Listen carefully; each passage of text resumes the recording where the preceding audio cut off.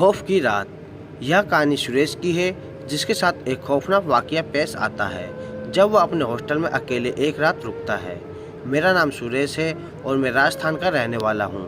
मैं एक स्टूडेंट हूँ, इसलिए मैं पढ़ाई करने के लिए एक हॉस्टल में रहता था। उस हॉस्टल में मेरे बहुत से फ्रेंड थे। दिवाली का टाइम आने वाला था। मेरे सभी फ्रेंड घर जा रहे थे क्योंकि वह सभी दूसरे स्टेट के थे, इसलिए वो जल्दी चले गए। मेरा घर चौकी शहर के पास ही एक गांव में था। मैं बीमार पड़ गया था। पहले भी इस कारण से मेरी पढ़ाई बर्बाद हो गई थी, तो मैंने हॉस्टल में ही रहने का निश्चय किया ताकि मैं अपनी छुट्टी हुई स्टडी को पूरा कर सकूं। मेरे घर वालों ने भी मुझे मंजूरी दे दी वहीं रुकने की। जो मेरे बचे हुए दोस्त थे, अब वे भी अपने घर चले गए। हॉस्टल में बचा तो मैं और मेरा वार्डन। दिवाली की रात आने वाली थी, तो मेरा वार्डन भी मुझे चाबी दे के अपने घर चला गया। अब हॉस्टल में केवल मैं ही बचा था। मैं अपनी पढ़ाई करके सोने चला गया। रात के करीब 2 बजे मेरी नींद खुली। मुझे किसी के फुसफुसाने की आवाज़ सुनाई दी, पर हॉस्टल में मेरे अलावा तो कोई भी नहीं था। तो ये आवाज़ कौन कर रहा था? मैं बहुत डर गया कि एक तो इस सुनसान हॉस्टल में मेरे अलावा कोई भी नहीं है, और ऊपर से आती हुई यह आवाज़ मेरे शरीर में कँपकँपी उठ गई और मैं काँपने लगा। उस वक्त मेरा चुप रहना ही सही था, क्योंकि बाहर कौन है यह मैं नहीं जानता था।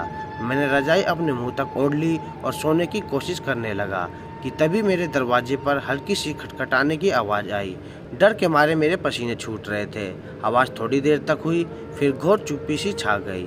घोर सन्नाटा हो गया पूरे हॉस्टल में। पर उस समय मुझसे पूछो कि डर क्या होता है। रात बाकी थी। मैं खुद को मन ही मन यह बोल रहा था कि और रुको, यहाँ घर चले जाते तो क्या बिगड़ जाता। नहीं, पर साहब को तो पढ़ना है, बड़े आइंस्टाइन बनेंगे, अब भुगतो। यही सोच रहा था कि एकदम से माहौल में फिर से वही डर सा छा गया। मेरे कमरे के बाहर किसी के चिल्लाने की आवाज़ आ रही थी।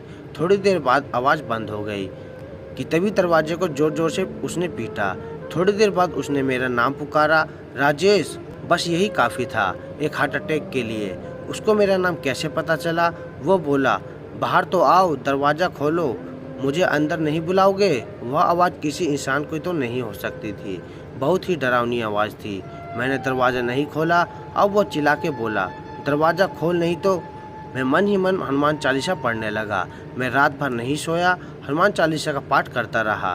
दरवाजे पर खुरचने की आवाज़ आती रही। जैसे तैसे करके मैंने रात काट ली। सुबह तक मैं हनुमान चालीसा का पाठ करता रहा।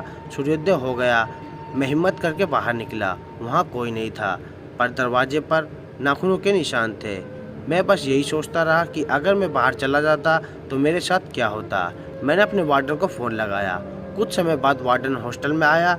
मैंने उसे चाबी दी और कहा, मैं अपने घर जा रहा हूँ। मैंने उसे रात का सारा किस्सा सुनाया, पर वो चुप था। उसके चेहरे को देखकर ऐसा लग रहा था कि वह कुछ जानता है।